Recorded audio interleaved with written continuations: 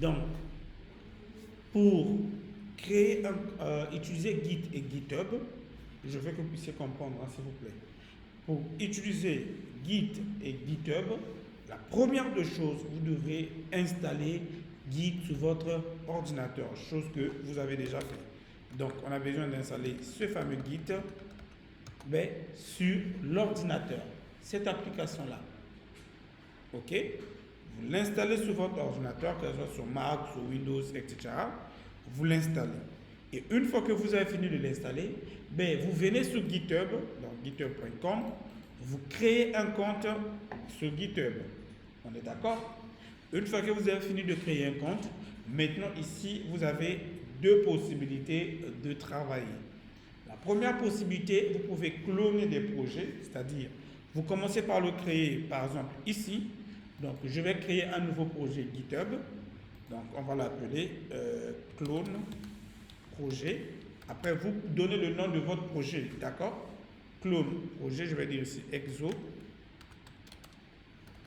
Je vais l'appeler exo clone projet.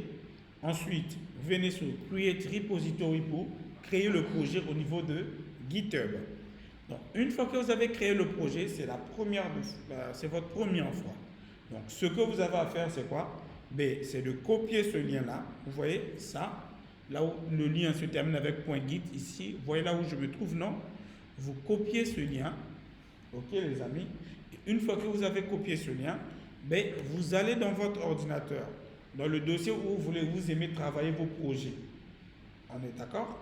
Je dis bien dans les dossiers où vous aimez travailler vos projets. Nous, par exemple, c'est dans le dossier Go My Code ici. Donc, notre dossier s'appelle ZombieBeast. OK? Donc, dans le dossier ZombieBeast, vous l'ouvrez. Faites clic droit si vous êtes sur Windows. Faites clic droit. Vous cliquez sur Open Git Bash here pour ouvrir ça avec Git Bash. Ou bien, vous l'emmenez sur le terminal si vous êtes sur Mac comme moi. Vous l'emmenez sur le terminal. Et si je vais zoomer.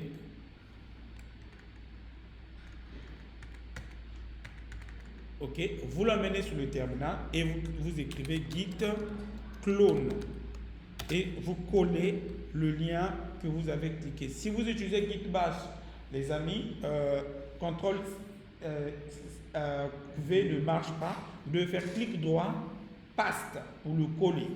Ensuite, vous cliquez et là, le projet a été cloné. Vous voyez, on vous dit, vous semblez avoir cloné un dépôt vide. Ça, c'est normal. Cloner un projet, c'est comme si copier le projet à distance, celui de GitHub, sur votre ordinateur pour continuer à le travailler. On utilise cette méthode-là beaucoup plus, par exemple, si vous changez d'ordinateur et que vous voulez continuer à travailler sur vos projets, vous devrez les cloner. On est d'accord? OK, donc une fois que vous avez cloné le projet, vous devrez vous rendre maintenant sur ce projet-là pour pouvoir, si vous êtes développeur comme moi, pour ouvrir ça dans Visual Studio Code. Notre projet s'appelle, je vois ici, ça s'appelle Exo Clone Projet. Vous voyez? Je le copie.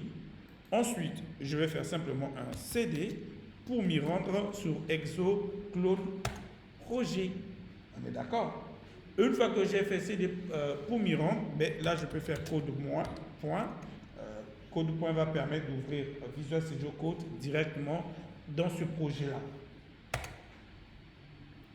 Et vous voyez que là, Visual Studio Code s'ouvre. Et là, je peux travailler tout ce que je veux travailler. Par exemple, je vais zoomer un peu. Je vais créer une page index.html. Par exemple, et un petit truc vite fait. OK. Bon, ça, j'ai fini. Je vais envoyer tout ce travail-là sur GitHub. Mon projet étant déjà cloné, est-ce que vous comprenez? La seule chose que j'ai à faire, c'est de venir ouvrir le terminal directement dans GitHub. Tout comme vous pouvez toujours venir sur ce terminal-là pour faire les commandes. Mais les développeurs préfèrent rester dans leur environnement de travail pour se sentir plus à l'aise. Au lieu de sortir encore de Visual Studio Code, je peux directement ouvrir l'environnement de travail et je vais faire Git. Comme j'ai déjà cloné le projet, je ne vais plus faire d'autres commandes si ce n'est Git add point. On avait dit que git add point, c'est une commande qui vous permet de prendre toutes les modifications appliquées, de le mettre dans une file d'attente pour l'enregistrer. Donc, une fois que vous avez fait git add point, ensuite vous suivez, cela suit de git commit -m et ici vous mettez le message. C'est-à-dire le message qui va identifier le but de la sauvegarde. OK? Vous envoyez sur OK. Ensuite, une fois que vous avez fini de faire git add point et git commit, vous allez faire maintenant git push -u origin master et vous tapez sur entrée. Et là, bam, vous voyez qu'il me dit origin master does not match any. Il ne l'a pas trouvé. Pourquoi? Parce que, en fait, la nouvelle version de GitHub enregistre souvent les projets dans la branche main. Donc, du moment que j'ai cloné le projet directement de GitHub, alors il veut que je l'enregistre sur la branche main. Donc, au lieu de master, je vais dire main, comme ça. Et j'envoie sur entrée. Et voilà, vous voyez que c'est parti sur GitHub. Si c'est votre première fois d'utiliser GitHub dans votre ordinateur, il va vous demander d'aller vous connecter d'abord sur votre compte GitHub pour pouvoir donner les accès à GitHub, d'avoir accès à vos fichiers de votre ordinateur. Mais si ce n'est pas la première fois, il va automatiquement pousser votre projet sur GitHub. OK? Voilà un peu la méthode la plus rapide à faire du GitHub. Donc la méthode, vous créez d'abord le projet sur GitHub, vous récupérez le lien du projet, vous le clonez dans votre ordinateur et vous ouvrez sur Visual Studio Code. Ensuite là, vous pouvez maintenant faire git add, git commit et git push pour pouvoir pousser les projets à distance. On est d'accord? C'est bon pour tout le monde? Ça va? Ok. Ça, c'est la première méthode. Maintenant, la deuxième méthode, c'est la méthode qui consiste, si vous avez oublié de passer d'abord par GitHub, mais vous avez commencé le projet en local, c'est-à-dire dans votre simple ordinateur, par exemple, ici on va dire que le projet, on l'a commencé dans notre propre ordinateur, on avait oublié de créer ça d'abord sur GitHub, mais à la fin, on veut le pousser sur GitHub. Est-ce que vous comprenez? Comme je ne peux pas faire du clonage ici parce que le projet existe déjà dans mon ordinateur, l'autre méthode, les amis, excusez-moi, je vais fermer celui-ci, le terminal. OK. Notre projet, on appelle ça combien déjà? Exocloud. Je vais supprimer le point Git. Vous voyez que le dossier point Git là, c'est ici où toutes les configurations de Git dans votre projet se trouvent. Si vous le supprimez, vous devrez reprendre à zéro les mêmes processus. C'est-à-dire que les modifications, les commits que vous faites sont enregistrés dans le dossier .git. C'est pourquoi dans certains ordinateurs, ce dossier-là est masqué pour ne pas être supprimé involontairement. Donc moi, dans notre exercice, je vais le supprimer parce que je dois reprendre tout à zéro. OK? Donc là, vous voyez que le projet n'a plus .git. Ça veut simplement dire quoi? Que le projet n'est plus suivi par Git. Git ne connaît plus du tout mon projet. Est-ce que vous comprenez? Ni Git, ni GitHub, personne ne connaît le projet. Donc là, c'est comme si je suis neutre, je suis nouveau. Donc, comme j'ai dit, le projet, on l'a ouvert dans Visual Studio Code. J'ai fait tout ce que je devais faire comme modification, comme code, comme tout ce que je veux. Maintenant, il me faut l'envoyer sur GitHub. Est-ce que vous comprenez ce que je vais faire? Comme je n'ai pas encore, j'avais oublié de créer le compte GitHub dès le départ, plutôt le projet sur GitHub dès le départ, ce que j'ai à faire, c'est quoi? C'est de me rendre sur mon compte GitHub, de créer le projet, et vous allez vous retrouver sur ces deux choses-là. Est-ce que vous voyez? Donc, je me rends sur GitHub, je dis bien, je crée le projet sur GitHub, le dépôt sur GitHub. Ensuite, je copie maintenant cette fois-ci celui-ci, Git remote add origin suivi du lien de votre projet. Je le copie. Est-ce que vous comprenez ce que je dis? Voilà. Une fois que je l'ai copié, en fait, cette commande va vous permettre de lier votre projet local à celui que vous avez créé sur GitHub.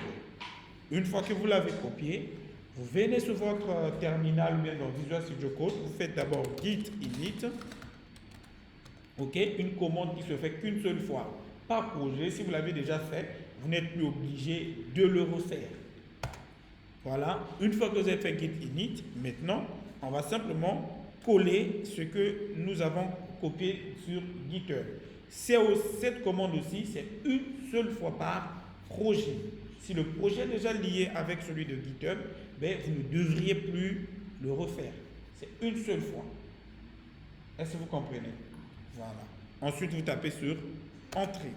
Donc maintenant, notre projet vient d'être lié à celui de GitHub. Donc on peut maintenant reprendre git add git commit pour sauvegarder les versions. Donc on va dire ici le message 2 parce qu'on avait déjà un premier message ici et on fait notre fameux git commit plutôt git push, excusez-moi, git push -u, ok, origin main et on valide. Ah, là vous voyez, me dit main n'est pas trouvé. Je l'ai fait exprès pour vous montrer.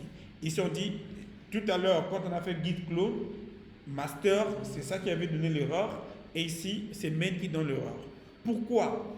Simplement parce que, les amis, lorsque vous initialisez un projet sur GitHub, ok, plutôt lorsque vous passez sous cette méthode-là, en fait, par défaut, Git, vous créez la branche master, pas GitHub. Git qui est de local, c'est-à-dire en local, vous avez la branche master. Si vous êtes sur Git bash IR, vous verrez souvent en parenthèse, on vous donne en bleu le nom de la branche auquel vous vous trouvez. Donc, lorsque vous initialisez Git en passant par Git init, par défaut, vous êtes sur la branche master. Mais lorsque vous faites le Git clone, là, vous êtes sur la branche main. C'est ça la différence entre les deux. Ok? Donc, par exemple, nous, dans notre cas, nous, au lieu de main, on va dire, tu vas sur la branche master. Voilà un peu, les amis, les différences. Donc, souvent, si vous utilisez Git bash here, regardez ce qui est entre parenthèses en bleu, quelle est la branche auquel vous vous trouvez. Ok? On vous donne toujours le nom de la branche auquel vous vous trouvez. Donc, voilà un peu comment est-ce qu'il fallait envoyer les données sur GitHub. Donc, les deux méthodes. La première méthode, vous commencez par créer le compte sur GitHub. Ensuite, vous faites git clone pour avoir la copie de ce projet sur votre ordinateur, que vous allez ouvrir ensuite sur Visual Studio Code pour commencer à travailler. Ok? Ensuite, faites git add, git commit et git push, mais avec la branche main. Et la seconde méthode, c'est ce que nous venons de voir. Je crée le projet en local dans mon ordinateur. Je travaille ce que je veux travailler. Ensuite, si je veux aller enregistrer ça en ligne, c'est-à-dire sur GitHub, je m'en vais sur GitHub, je crée le projet sur GitHub, je copie la commande de git remote pour venir lier le projet distant à celui du projet local. Et ensuite, une fois que j'ai fini de faire ça, je fais git init pour initialiser Git sur mon projet et je colle git remote pour lier les deux projets. Ensuite, je fais git add, git commit et git push. Voilà les deux méthodes. Je vous les résumer en combien? En 13 minutes. Là, au moins, c'est plus court, non? Ok.